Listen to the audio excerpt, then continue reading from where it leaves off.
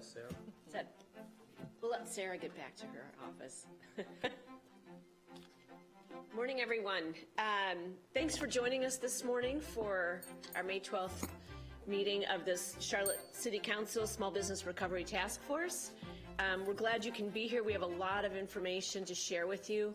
I know we've been sort of off the radar for a couple of weeks, but that's because staff has been working really hard, not only putting together what we shared with you, the Survive and Thrive program, but then you throw in there the fact that the city of Charlotte got our CARES Act money, and so then we had to also ramp up and put together a program to fund the first part of our Survive and Thrive program, the Survive program, so that we can figure out how to get money out the door as quickly as we can to our small businesses. And the program that we've put together that I asked you all to look at, it really focuses on getting funding to small businesses that perhaps did not benefit from the CARES Act, hasn't gotten money yet, for whatever reason didn't qualify. So before we dive into that, which I hope is really what our discussion is mostly about today, I wanted to turn it over to Tracy to talk about the overall program Survive and Thrive. And she's going to do it kind of briefly, but yesterday our Economic Development Committee Chair, James Mitchell, had a very thorough meeting on this topic. And if you go to the City Charlotte Facebook page, you can watch that meeting and hear in more detail what the two is, the Survive and Thrive are all about, and get more information on that. There was a lot of good conversation there yesterday. So thank you for that, Mr. Chair. And with that, I'm going to turn it over to Tracy, and Tracy and Holly can talk about what they've been working on. Great. Thank you, Mayor Pro Tem. So what I'm going to do is I'm going to essentially kind of go through, I think, half of the presentation that we went through yesterday, which is the first half will be the overview, which if you read the materials that Mayor Pro Tem sent out late last week, it's kind of just a recap of that. And then I'll hit in a little bit more detail the Survive, and then we can pause there. And if we don't get to Thrive, we can you can go back and look at the video from yesterday as well on that part, and then we will email out the whole presentation after this. So, again, good morning, everybody. We're really excited about this Open for Business initiative and strategy that we have put together, because the goal for us was to create a comprehensive strategy that really thought about business needs, small business needs today and into tomorrow. And so that's what we're going to lay out for you a little bit today. But finding solutions is absolutely critical to us. If we can go to the next slide. I think we all know exactly what is happening with the national GDP fall rate of 4.8%, the decrease in consumer spending. We've talked about this. You all know what's happening. A lot of us are feeling it as it's happening every day. So how we've responded so far, the next slide. So we've had a lot of open discussions. We have ongoing discussions with our partners and touch points. We've had direct emails and phone calls with small businesses. You guys have given us a lot of great information. We've had interactive forums, and we've done a lot of research on best practices, some of which you guys have provided for us. So thank you very much for that.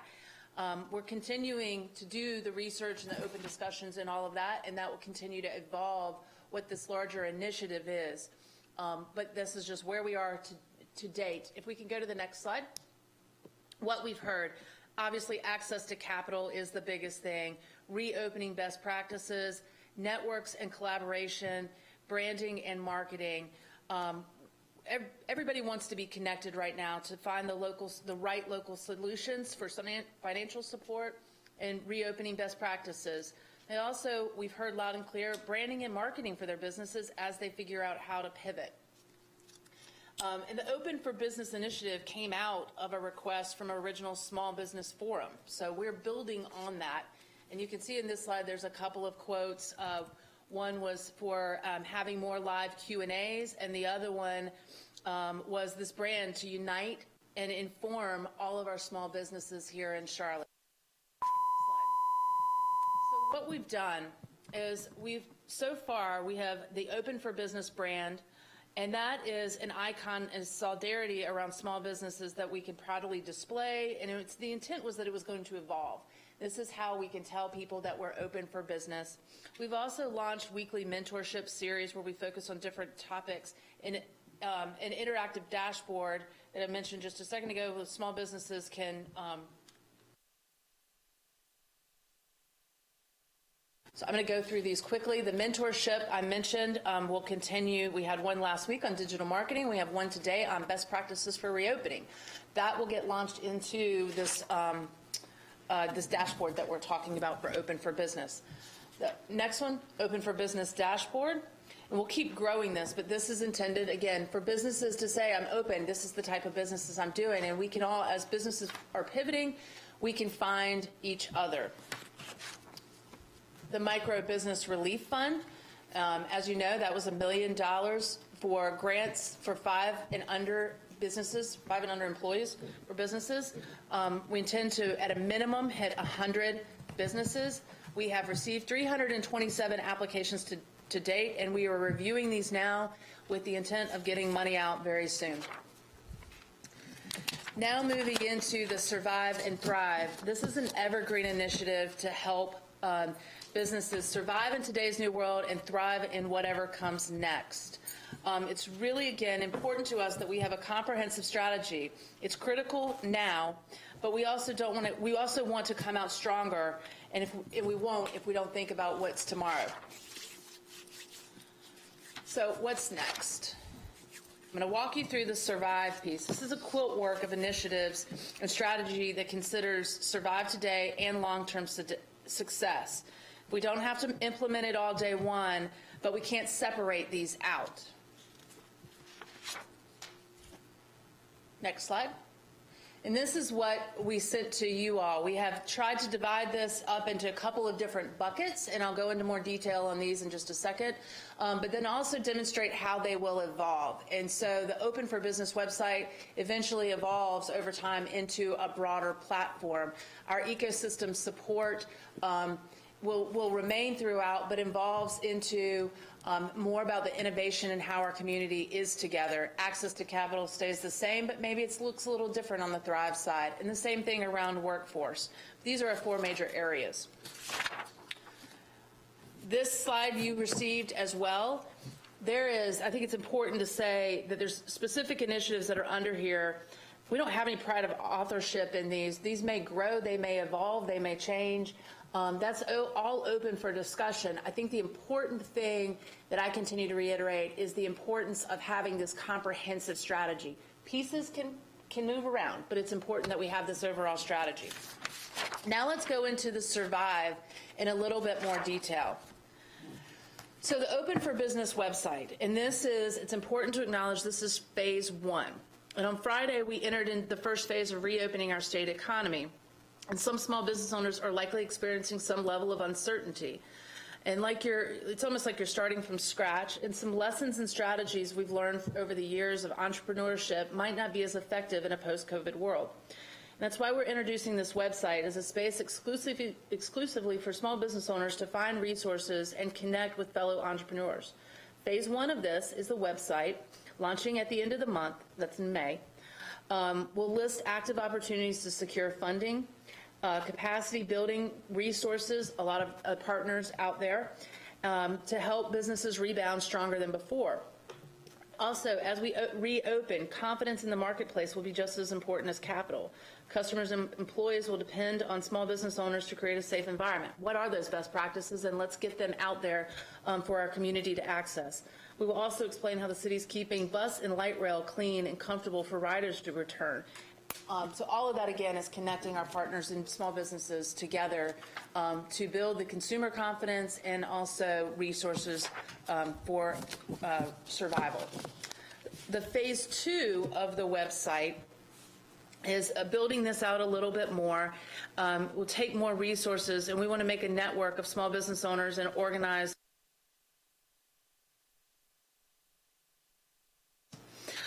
during our last mentorship webinar, we heard that many small businesses owners need peer-to-peer networks for guidance and support, and that's what we want this to evolve into.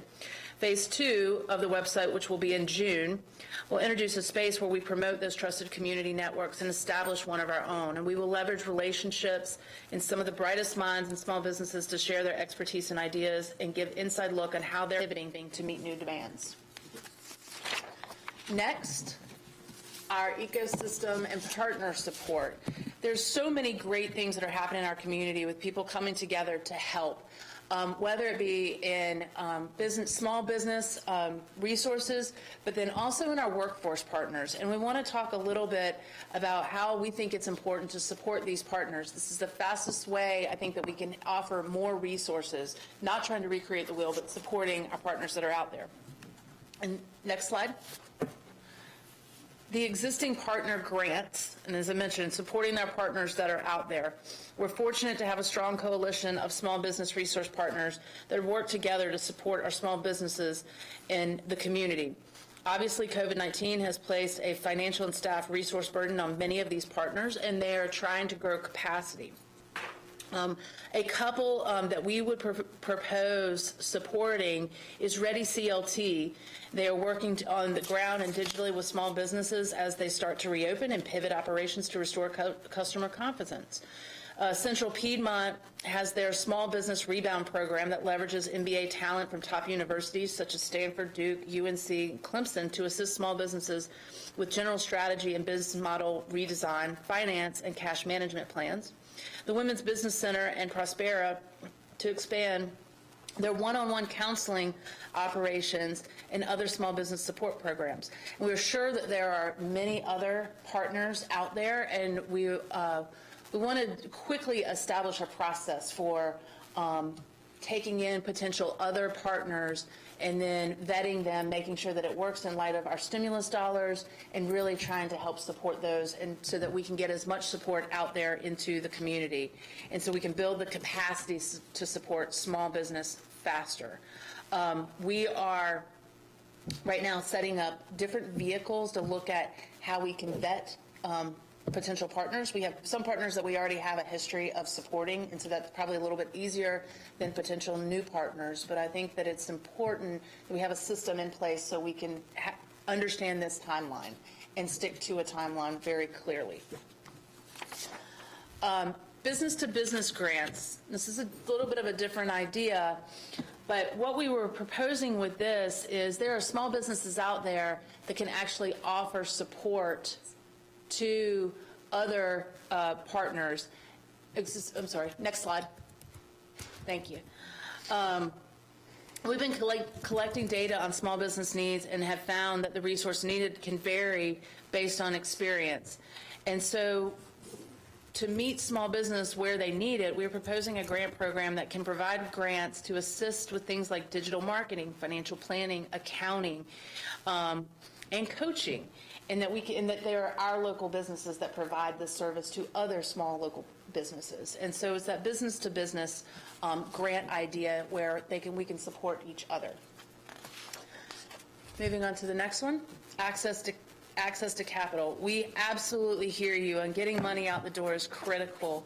And our staff is investigating not only our current partnerships but other vehicles in how to get money out the door quickly.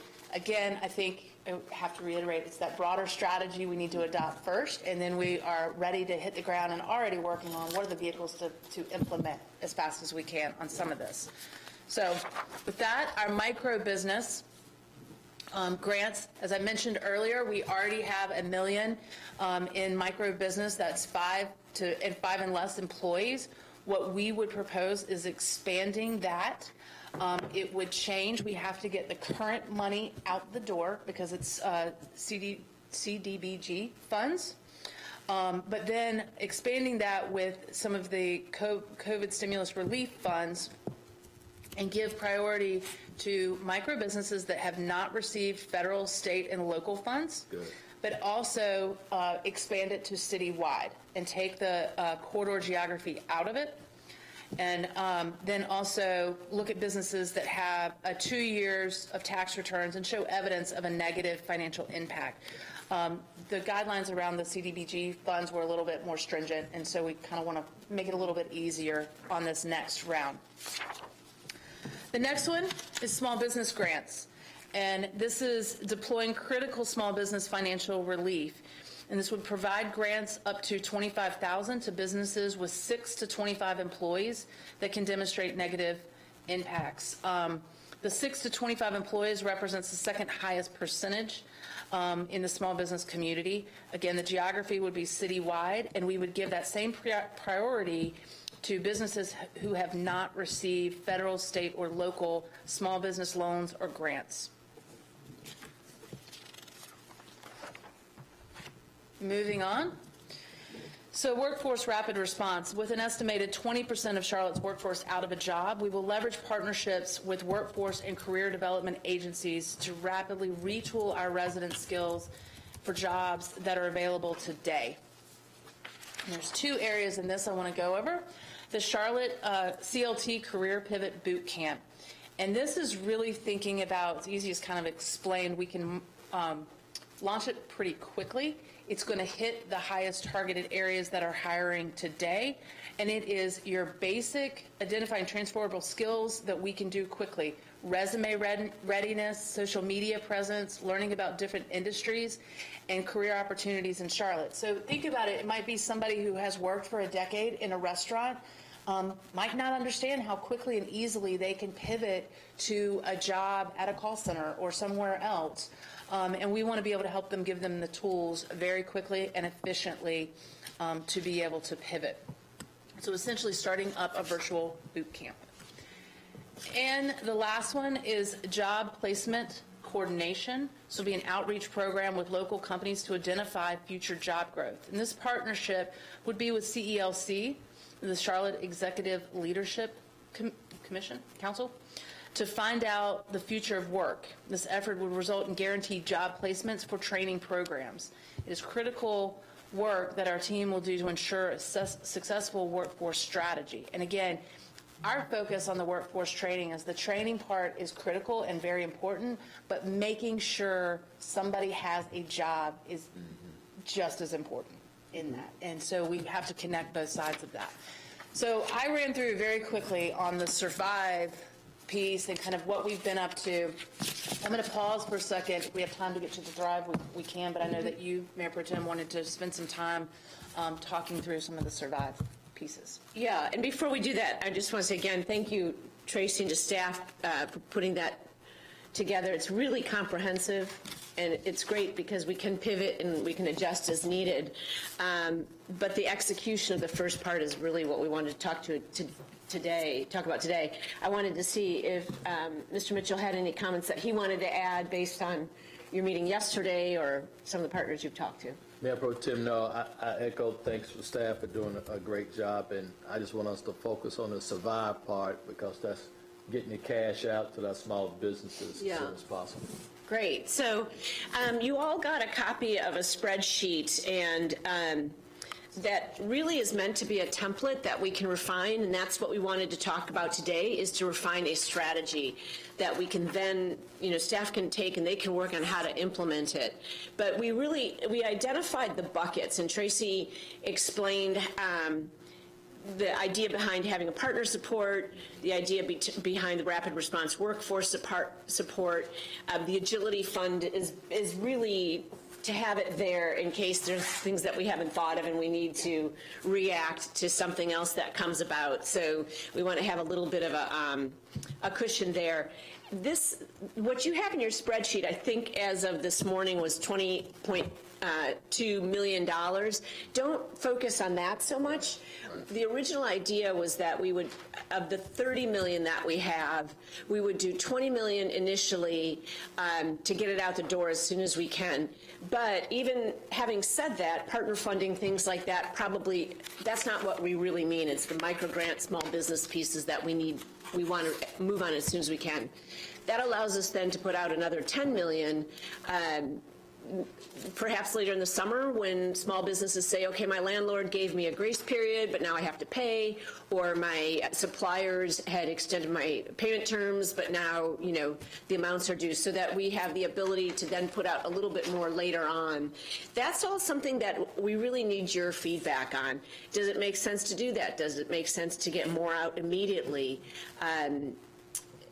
so I'd like to really just open it up at this point to talk about what you've seen and hear, if that makes sense to you, what we're missing, and then we can also address some of the questions that some of the committee members put forth. And I did send you in the email this morning some of the responses. A lot of you guys had the same questions about how did you choose the community partners, that sort of thing. So with that, I want to see if our other two committee members, Tarek and is Dimple on there? Yeah, if any of you guys have anything to add to what was said. Tarek, I know there was a question about business innovation by Mark, and I thought maybe you could address that, but Sure. Yeah, either of you want to say anything at this point? Yeah, can you hear me? Yeah.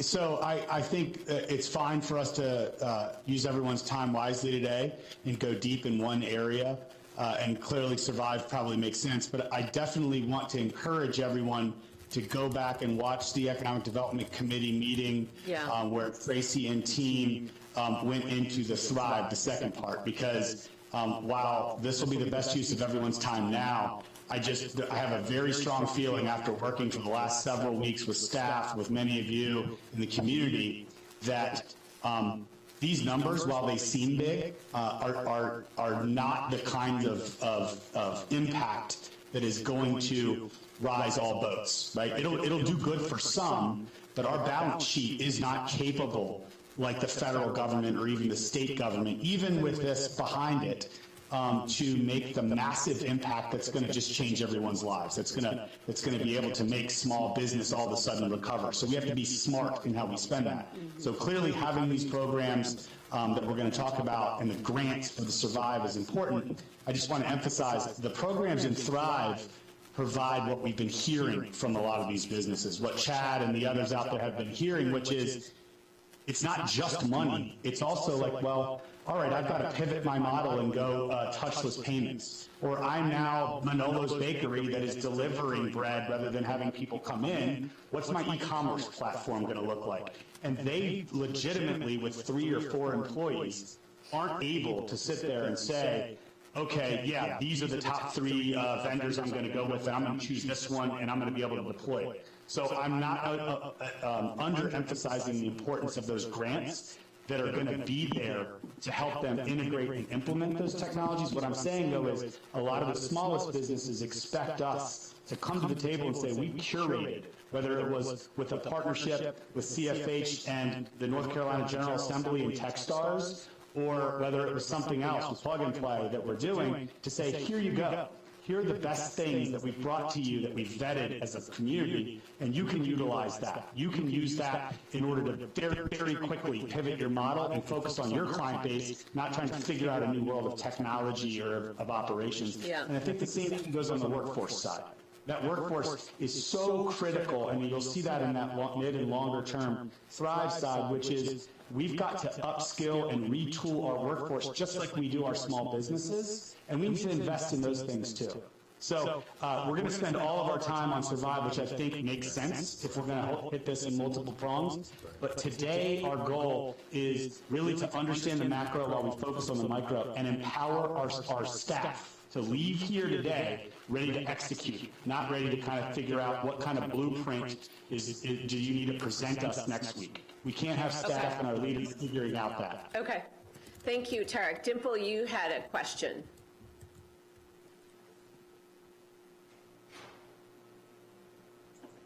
Thank you, Mary Pro Tem.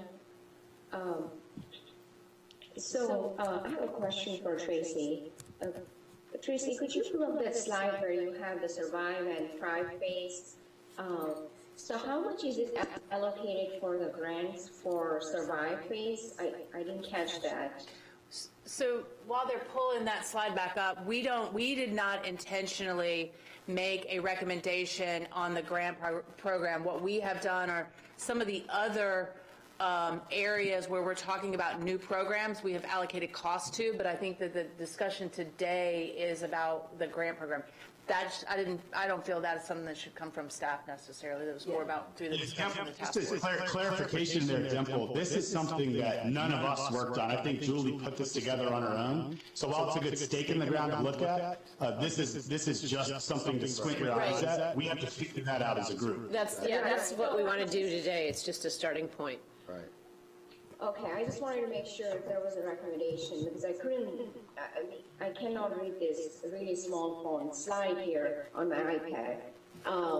So I have had conversations with various business owners. I had a conversation with Chad Turner, who also serves on Small Business Task Force Committee,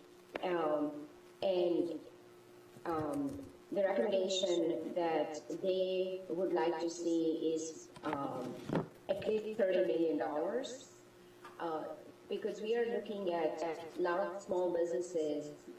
These are the businesses that are not able to get PPP or EIDL or other resources that are available, that are out there.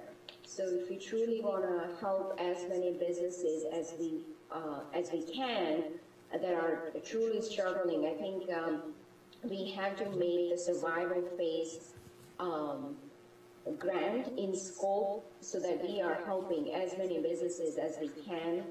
And I know I had raised this issue earlier about many motels, and I'd shared some of their requests that had come in, where many motels and hotels that are not part of the chain, who have not gotten PPP or EIDL, they are struggling. Where many of them are providing shelter to our residents because they have been staying in these hotels and motels for a long period of time, and where evictions are on hold, but they're still having to pay their employees. Many of these motel owners or these businesses are at crossroads. They may not survive, and they really need this money now in the survival phase. So I think making this grant in the survival phase bigger will give an opportunity to many of these business owners who do not have other resources. And I'm sure Chad can probably talk more about this, because he's in my conversation with him, they are collecting data directly from some of the small business owners who are looking for city's help. Okay, thank you. Thank you, Dimple. So there's a couple things I want to say as we're looking at the spreadsheet, a couple recommendations that I would just make to the task force. And that is, again, I think that the access to capital is the critical part in the survive. Yeah. But I would encourage you all to not make that the only part. And so maybe as you think about allocations, what you can do is you can think about these as different buckets. And so we say we put X amount in the access to capital bucket, but what's not spent in the ecosystem and partner support by mid-June, let's say, could be diverted back into access to capital. So you're allotting a little bit for each area, but if it doesn't go out, then divert it to the grant programs. But I would just encourage you not to think about the importance of kind of these different areas. They might not all be important. We might say that we scrap one or add another, but think about it in that way as a different way of thinking about it. As for the hotel motel, I don't know if the housing, I'm looking at Mayor Pro Tem on that one. So, Mayor? Go ahead. Yes, please.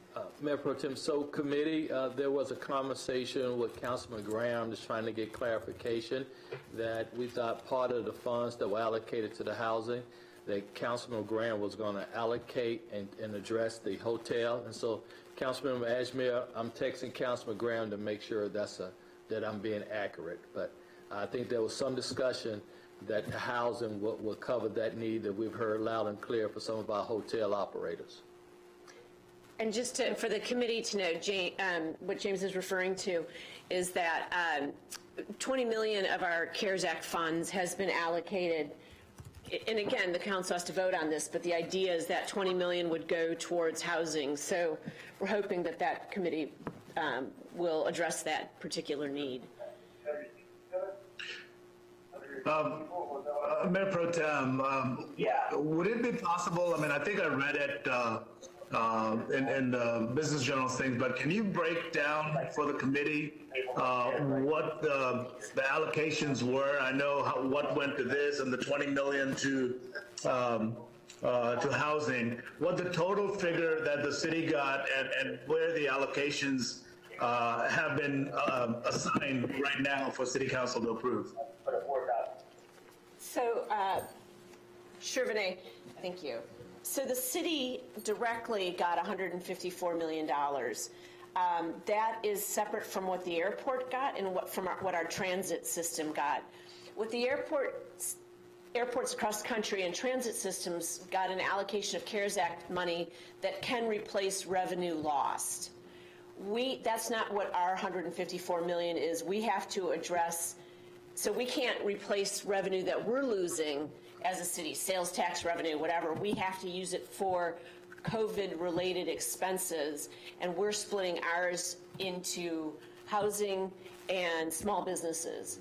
So the recommendation from the manager has been initially $30 million for small businesses, $20 million for housing. He's holding back another 15 million in the fall to supplement those two buckets as we see things pivot and move. The rest of it he is reserving, and again, it's reserving. The council ultimately decides, but he's very strongly recommending that the balance of it, which would be, 75 million, would be used for city operations that they will have to use to be able to reopen and to be able to do things differently. So, for example, you may have noticed that we're having a hard time collecting yard waste, and that's because usually it takes 3 guys in a truck to go along and physically,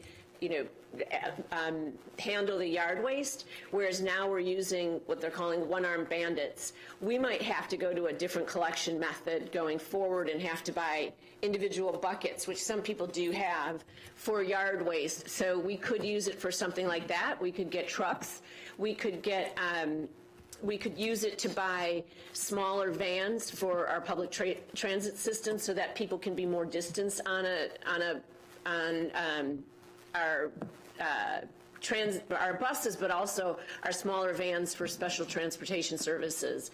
So there's a lot of different things. Cleaning the buildings, all of our public buildings, that, the money is used for that. So although he has not given us a specific list of how he wants to use that, he has expressed that he thinks it's really prudent to be able to have that money in reserve as we go through the summer and the fall, and to see, do we have a second wave where we have to do it all over again? Do we need to buy PPE? Those kinds of things. Does that answer that, Vinay? Mayor Pro Tem, this is D'Alba. Can we spend some more time on the spreadsheet? Sure. We're looking at a total of 30 million, 14.5 going to the micro grants or businesses below, or small businesses rather.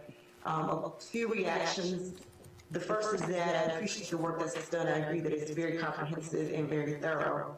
I do believe that we still have some gaps, however, in terms of the amounts of funding that we're recommending per grant. And I do agree with all of the comments that we cannot help all businesses survive. But even if you look at $9,000 for a business, with a micro business with less than 5 employees, that may be one payroll for some businesses, specifically, particularly professional services. So we're not helping survive. So I'd rather look at impact, and I think someone used that word earlier. We truly want to look at impact. We are very, very much limiting ourselves if we're thinking that a $9,000 grant will help a company survive. So I'd rather look at helping less companies with a greater dollar amount. And if we're talking about truly helping businesses survive so they can get to a part where they can thrive. The second part of my reaction is, and I was one of the ones that asked questions about the partners. A few reactions there are, what are our expectations of them? And then how many businesses are they helping and how many businesses are they supporting? What's our expectation of how many businesses they will touch? What are they doing with the funds? And how do we select them? And if we're able to look at a smaller number of partners, so that if we need to look at dollars, can we redirect some of those dollars over to the businesses? So if this is open, I think we have to look at all of the dollars that are here. Of the 30 million, we're looking at a little bit less than half actually go into businesses. Yeah. And so I think we have to look at it at the spreadsheet in detail, although we want to just look at the grants today. We really can't make decisions, or I can't make recommendations without understanding the full scope of it. Okay, yeah, no, those are good points, Alvin. How do the rest of you feel about that breakdown? Because that's what we noticed too. You know, the partner funding helps to spread it wider for different services, but then, you know, it takes away from the actual direct loans. Malcolm. Go ahead, Malcolm. Can you Can you hear me? Yeah, now we can. Oh, okay, yeah. No, I totally agree with Ms. Wilson. I also agree with Councilman. I mean, while it's $30 million, give or take, I mean, we're not going to be able to change everything, and we have to find a way to figure out those businesses that have a decent model of survival. And to the point Ms. Wilson made, I agree, $9,000, even on a small sole proprietor, is probably not going to be that mechanism that determine whether they survive or not. And then have a mechanism to ensure that the monies are going to its intended purposes. I think one of the things we found during this process that during difficult times, it's brought out the best of us, it's also brought out the worst of us. So whatever processes and procedures that need to be put in place to ensure that we have those businesses that have a viable plan to survive with increased dollars makes sense. Yeah, I got to chime in there. I think that is hitting the nail directly on the head. If you look at even the proposed dollar amounts there in the two micro grant, small business grant programs, right? You're either saying that all in the universe, and you have to use data here, the universe of Charlotte business in those areas, either all of them apply and they get $700 or $800 each, which isn't going to do anything, or if we gave the maximum dollar amount out, we're still talking under 5% of businesses will get those. Again, I've said this before, I'll say it again. It's the equivalent of winning the lottery. So what we have to do is spend our time working smart in these processes. And when we give these grants out, we need to have the best humanly possible designed awarding process, where we're not saying, hey, everyone here's money and then no one gets benefit. We're saying, here's how we're going to deploy it to maximize the outcome. We have to be thinking outcomes this whole time. So grants need to have outcome-based results in how we vet and deploy them quickly, because no one can wait around for that. 2 and 3 are workforce, and then retooling and uptooling our small businesses, because we can control that and make an impact. So again, not to be a broken record, but we have no time to get this done. People are literally waiting for us, and we've got a great design thanks to staff. Now we've got to execute. Okay, thanks, Tarek and Malcolm. We've got Chad has a comment. I think you're on mute, Chad. There we go. Can you hear me? Yeah. Yes. Okay, great. So listening to the back and forth on this, I think that with the more than 6,000 calls that we've taken and the data that we've taken from small businesses under 50 employees and from businesses under 25 employees, the one thing that we need to realize when we're looking at these numbers and we start spouting about guidelines and hoops and hurdles is that first consideration, as was stated by Holly, was going to be given to those that have not received any approvals or funding from the SBA or Golden Leaf, because traditionally we know data proves that small businesses, particularly women-owned and people of color, are impacted negatively in a greater way when it comes to these processes. And the average data that we're pulling, and I think I sent it to everyone, James and Mayor Pro Tem, I don't know if it went out to everyone, but the call data that was received was some of these businesses that we worked with on the phone, about 46% of the small businesses under 50,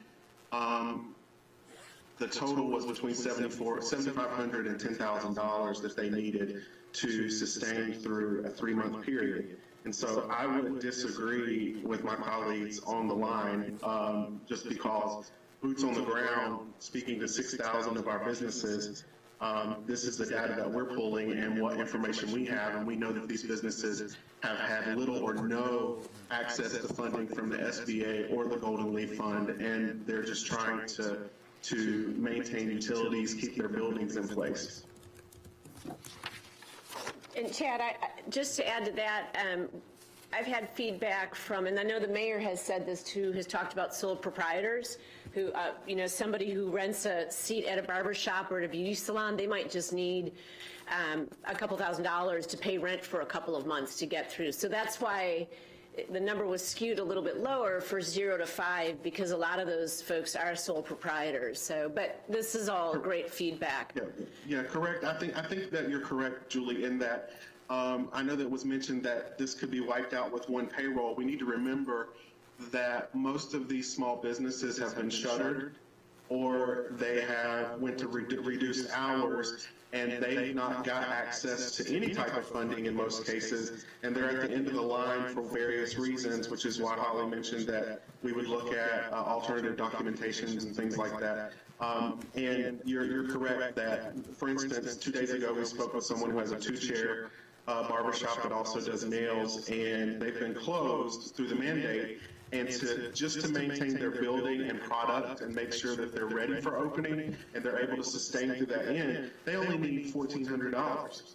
And if you average that out based on the statistics, and I know we keep going back to numbers and data. Well, we have almost 6 weeks worth of data from small businesses calling in, and we see who's received funding and who hasn't received funding. And we did a snapshot survey of just 400 businesses in addition to that data, just to see if it's correct. And the sampling comes back that what Holly has proposed here is correct when it comes to small business, as it relates to the amounts in the grants for these particular businesses.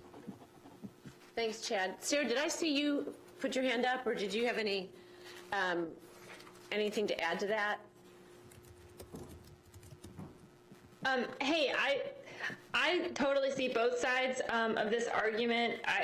That's really tough. I've been struggling with that same idea myself when it comes to kind of who gets it and how to distribute it. But I guess my main question right now is there going to be like sort of allocations per industry, or how are grants going to be awarded in that way? I mean, a lot of these service industries have taken this the hardest without any real way of making revenue through the last 8 weeks. So I guess that's my biggest question.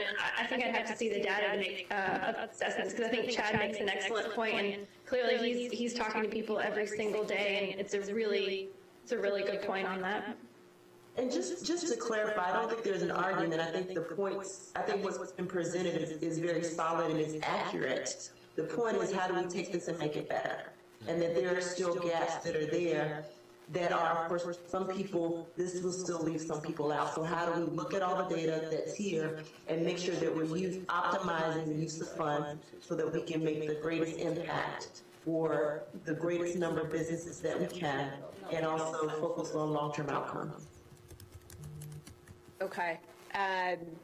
Thank you, Sarah and D'Alva. Dimple, you have a comment. Oh, I'm sorry. Can we get Dave first? Dimple? I'm sorry, I just raised my hand. Sorry, Dimple. Just a question here. I mean, as we look at the number of businesses that qualify versus the number we can serve with these dollars, there's obviously a major difference between that, the point Tara made earlier. I guess I'm having a little bit of a question mark in my head about this whole survive approach. and whether the focus needs to be on, well, here's the question. Let's assume we handle 1,000 companies between the two different sizes. Let's assume that's what happens and that's the way it works out. That's still going to leave, 14,000 companies businesses who are not going to get any funds from this track. And the assumption would be that, I'm not sure on the qualifying businesses if that's already excluding any PPP money. Let's assume, I'm assuming that is. So they're going to go out of business, one assumes, or they're going to survive. So the real question to me is if the bulk of them are going to survive, then are we just throwing money just for the sake of it?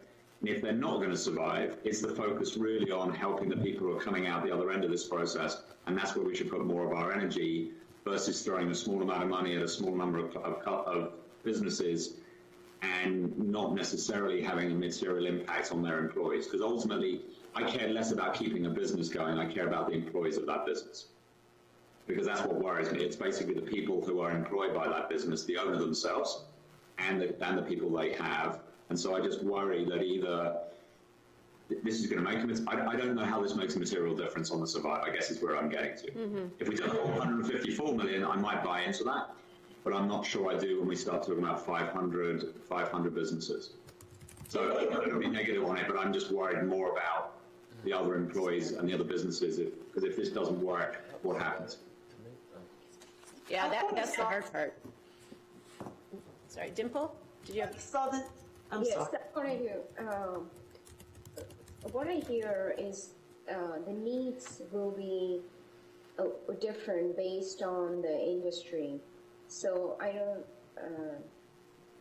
some task force committee members mentioned, or even Julie, you mentioned about how the need for a barbershop might be very different, where they're just only renting the space or two, they just need $600 or maybe $1,000, versus a restaurant who still had to pay their rent for last 3 months, or utilities and so on. So the fixed costs that will certainly be there. So if we provide some sort of flexibility in grants and loans, where we say, okay, if the need is only this much versus what our maximum is, we can serve more businesses. So I think providing that flexibility would be key, so that staff can use the judgment where it's necessary and cater solutions. I agree with some points that were raised by Sarah about, there are some business owners, like especially retail, where they are still having to incur some of the costs, and they have not received, where they have not had any revenue in past 6 to 8 weeks. So we have to be flexible, whatever program we are putting it out there, that we are really providing more sort of a scale or some sort of range to our staff. But that's just, that is one way to look at how we can address multiple, how we can provide solution to multiple businesses in various industries. Yeah, thank you, Dimple. Those are good points, and that is a part of what we need to really figure out in this phase, so that we can put a structure together. Chad, you had a comment. And then Diallo. Oh, and then Diallo. Okay, go ahead, Chad. So one of the things I want us to remember is when we're looking at the composite number of small businesses that fall into this particular silo of where these grants are going, there is a large percentage of those businesses that have already received funding in some other form from some other agency. And so when you say this is going to be a drop in the bucket based on this percentage, that's not necessarily so, because we're showing about 26% of these businesses, 26 to 30%. And if you put that side by side with the SBA's report that came out last week, then we know that these particular businesses in this region have received and dipped into either the North Carolina Golden Leaf, and then also the SBA, whether it be by the EIDL or the PPP. And so this does greatly impact these particular this particular number of businesses, because we're looking first based on what they're saying with this particular project or program, first to the businesses that have received no funding. And so we can't throw out the baby with the bathwater, because we're saying this one big composite number of businesses compared to the number of businesses we can help, because we're looking first at the number of businesses that have received zero help. So it's extremely impactful. And from a small business owner's point of view, and from a household that has 2 small business owners in it, it is hugely impactful when you're talking about funds that have not been received from federal or state agencies. Hey, can I just chime in for 1 second? I just want to add one point here. I think this is a really helpful conversation. I think as you think of the design, when the mayor put these 3 task forces together, what we're trying to accomplish, I think what we need to do is we're getting a little bit into the weeds. I think what we need to do is try to step this up one level and provide staff and us council members and the community with 2 things to take away from this. One is on this kind of broader debate on how to spend the money, less about particular, it's good for us to have the view of the numbers of companies and things like that, but more about like what is the principle or tenet that we should walk away with, right? Is it that there's not enough money for everyone to eat fish, therefore we need to use that money to teach small business to fish, right, in the new ways of the new normal? Or is it that we can't do that fast enough and we should focus on criteria that gives the fish away, right? So I think that's on one front of how is staff then going to go take that and design an underlying program? So we don't micromanage them into a spot. They hear the tenet that we believe. And then number 2, we as council members need to walk away with policy decisions. So staff will walk away with program design. We need to walk away with a direction of policy that we can put in place that changes the ecosystem and the environment for these small businesses. So Dave, I know you were going to say something. I didn't mean to jump in there, but I just think with the limited time we have left, what is that overarching tenet that staff and council members should be walking away from this task force meeting with in order to then go design the policy or the program thereafter? Thanks, Tar. Yeah. Dialva, you had Dialva and then Vinay, but Chad, I think Dave had something first. So go ahead, Dialva. I thought I saw something earlier that this program or these funds were for minority and women-owned businesses, but I haven't heard that in the conversation today. No, this is federal money, so it has to be available to everyone. Right. What was the reference? I think in the documentation that came out on Friday, we saw something about minority and women-owned businesses. I think that was from Chad, that the Small Business Coalition that he worked with said that they would like to see a weighted preference for that. But I haven't really received it yet. I'm not sure. I may be getting my information across. But we do have, it is available to everybody. We're just focusing on companies with 25 employees and below, and those that have not gotten help from the CARES Act.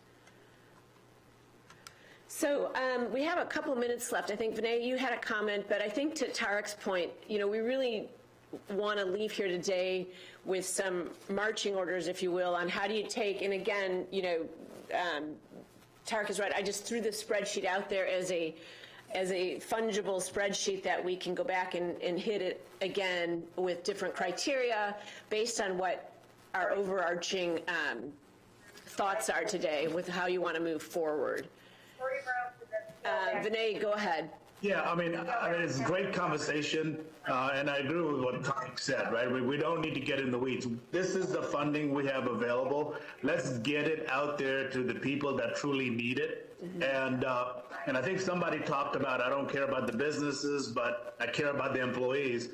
And I think one of the criteria was kind of looking at the business plan and making sure prior to giving the grant that it is a sustainable business, sustainable opportunity, so that we realize as best we can that this is going to be a business that will survive. The other thing that I would, and I think Tarek mentioned this as well, the Thrive portion. I mean, this is what I've been discussing with the brands right now, today, tomorrow, but let's start thinking about the day after tomorrow. That is going to be critical. We can help today, we can help tomorrow, but where are we going to be the day after tomorrow? That is kind of making sure that that's on everybody's radar as well. Yeah, definitely. That's what staff has put a lot of time into. Tarek is working on that. And you're absolutely right. Today we wanted to try to get to the immediate need. And with that, I want to ask all of you, based on this conversation, do we agree that there are a couple different buckets of immediate need? One being those small sole proprietors who really do just need $500 to $1,000 to pay their rent. They might not have a business plan. I don't know how many nail salons or barbershops have business plans, but I'm guessing a lot of them will say, you know what, we're just up and running. You know, we're doing what we've always done. We just need to pay our rent. So you would have a different set of criteria for that. If you're just looking for $1,000, we can get that out pretty easily without a lot of required documentation. Maybe you just show us your state business license, you know, that kind of thing. That's a lot easier probably to administer and to track. But then when you're talking about a $10,000 to $25,000 grant, you're going to need more documentation as to what it's going to be used for and track what the results are. Would you guys all agree on that? Or, and if so, how do you then divide the pot between those two for the immediate needs? I do agree that there should be some weighted average to how the funds are dispersed, and also the requirements in terms of the money that is the documents that are required for the funding at various levels. I think that's very appropriate. Okay. One of the challenges that is on, so let's boil this down, high level strategy. One of the biggest challenges is when you deploy money at mass scale like this, you have two ways you can deploy it, and both have their own challenges. One is you deploy it widely for anyone, and the amount of diligence you do, back to, you know, the point Vinay and others made, it enables you on one side to know how survivable, how good of an investment this is, but on the other side of the coin, it slows you down. It doesn't get the money in the hands necessary. Yeah. So far, everyone has been taking that first approach. Money out, whatever our process is, which requires a lot of bandwidth and time. I don't know exactly how you do it, and you have to decide on that scale. Do I just give it all out and trust that it makes it into the right hands, or do the diligence, get it in the right hands, and slow down and lose a lot of business in the process? But the other side, and I think this is where the thrive part comes in, we won't spend time on that today, but it's, or I tie the money to a purpose. I have an accelerator that has been put together that staff and we have been designing with an app store and a marketplace for small businesses to pivot their models quickly. And I will give you $10,000, $15,000, $20,000 small business to integrate and to implement that. There you don't have to do any diligence. You say you can use that. There you go. You know where it's going. So again, I'm just teeing up like that's the level of guidance. When you look at those coins, is it get the money in anyone's hands at all costs and don't do any diligence, or slow it down potentially, but do the diligence that gets in the right hand? Or would you prefer to tie it to uses, right? I think that's what staff and we council members need to hear from you guys. Okay, great. Thank you, everybody. We're just at 11:30, so we do want to wrap it up and let you get back to what you do best. But does anybody have any closing comments that they want to leave us with so that we can start to work on building out this structure and showing it to you later this week or in time for next week? Malcolm?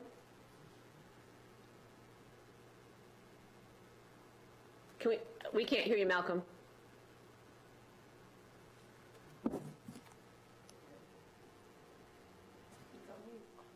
Are you on? Can you hear me now? Yeah.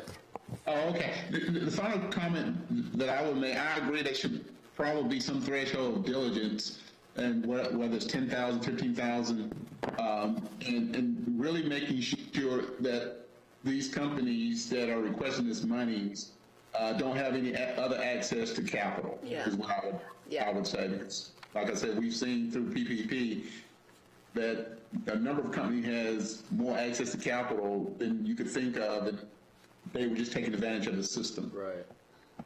Yep. Definitely. Okay, with that, I don't see any other hands up, so we're going to go ahead and let you all go for the day, but we really appreciate your feedback. We'll try to get some more out to you this week, and, please share that at any time, and we'll try to get it back to you before Tuesday's meeting so that we can take to the next step. So, thanks, everybody. Thank you. It's great work.